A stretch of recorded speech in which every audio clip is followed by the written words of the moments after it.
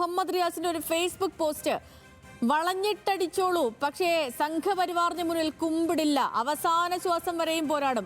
PA Muhammad റിയാസിന്റെ വീട്ടിലടക്കം ഇപ്പോൾ raid നടക്കുന്നുണ്ട്. മാസപ്പടി കേസുമായി ബന്ധപ്പെട്ട് അദ്ദേഹത്തിന്റെ കോഴിക്കോട്ടെ വീട്ടിലും റെയ്ഡ് നടക്കുകയാണ്. ഇതിനിടയിലാണ് ഇപ്പോൾ മുഹമ്മദ് റിയാസിന്റെ ഒരൊറ്റ മിനിറ്റ് മുൻപേ വന്ന ഫേസ്ബുക്ക് പോസ്റ്റാണ്.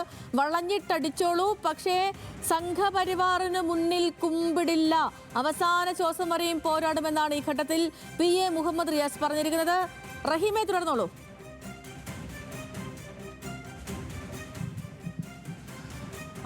സേതു, ഏതായാലും പരിശോധന ഇപ്പോഴും ആലുവയിലെ വീട്ടിൽ തുടരുന്നുണ്ട്. കൂടാതെ കൊച്ചിയിൽ തന്നെയുള്ള CMRLന്റെ ഓഫീസിലും ഈ സമാനമായ പരിശോധന തുടരുന്നുണ്ടെന്നുള്ളതാണ് നമുക്ക് മനസ്സിലാക്കാൻ കഴിയുന്നത്. CMRLന്റെ മാസപ്പടി കേസിലെ എൻഫോഴ്സ്മെന്റ് അന്വേഷണം തുടരാമെന്നാണ് ഹൈക്കോടതിയുടെ സിംഗിൾ ബെഞ്ച് ഇന്നലെ ഉത്തരവിട്ടത്. ഇതിന് പിന്നാലെ തന്നെയാണ് പരിശോധനയുമായി ED രംഗത്ത് വന്നിട്ടുള്ളത്. അന്വേഷണം തടയണമെന്നാവശ്യപ്പെട്ട് കരിമണൽ കമ്പനി MD ശശിധരൻ, കർത്താദർ കമ്പനിയുടെ chief financial officer KS Suresh Kumar, ജീവനക്കാരായ അഞ്ജു, റേച്ചൽ, ചന്ദ്രശേഖരൻ അടക്കമുള്ളവർ നൽകിയ ഹർജികൾ ഹൈക്കോടതി തള്ളിയിരുന്നു. മേൽക്കോടതിയെ സമീപിക്കാൻ ഒരാഴ്ച സാവകാശം വേണമെന്ന കമ്പനിയുടെ ആവശ്യം കോടതി അംഗീകരിച്ചിരുന്നില്ല. പിണറായി വിജയന്റെ മകൾ വീണ വിജയന്റെ ഉടമസ്ഥതയിലുള്ള എക്സാലോജി കമ്പനിക്ക് ചെയ്യാത്ത സേവനത്തിന് ലക്ഷങ്ങൾ നൽകിയെന്ന SFIO കണ്ടെത്തലിന്റെ പശ്ചാത്തലത്തിലാണ് ED കൂടി അന്വേഷണം നടത്തുന്നത്. ഏതായാലും നേരത്തെ ഇതുമായി ബന്ധപ്പെട്ട് SFIO അതോടൊപ്പം തന്നെ ഇൻകം ടാക്സ് ഉൾപ്പെടെയുള്ള ഏജൻസികൾ അന്വേഷണം നടത്തുന്നുണ്ടായിരുന്നു. അത് പിന്നാലെ ED കൂടി കേസിലേക്ക് എത്തുകയും പരിശോധന തുടരുകയുമായിരുന്നു. ഇപ്പോൾ ആ കേസ് കഴിഞ്ഞ കുറേ നാളുകളായി ED കേസുമായി ബന്ധപ്പെട്ട ഏതെങ്കിലും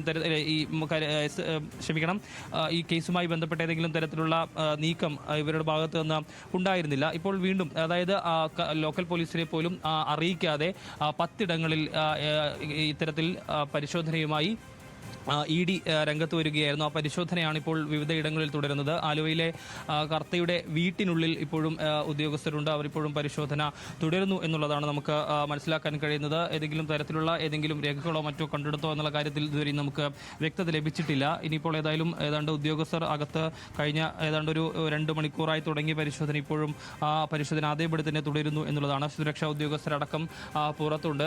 ലോക്കൽ പോലീസിനെ അടക്കം അറിയിക്കാതെ തുടങ്ങിയ പരിശോധനയാണ്. അതിപ്പോഴും തുടരുകയാണ് എന്നുള്ളതാണ് നമുക്ക് ഇവിടെ നിന്ന് പറയാൻ കഴിയുക. ഏതായാലും മണിക്കൂറുകൾ നീണ്ടേക്കാം ഈ പരിശോധന എന്നുള്ളതാണ് നമുക്ക് മനസ്സിലാക്കാൻ കഴിയുന്നത്. ഏതായാലും പരിശോധന ഇപ്പോഴും ഈ ആലുവയിലെ കർത്തയുടെ വീടിനുള്ളിൽ തുടരുകയാണ്. ചെയ്തു.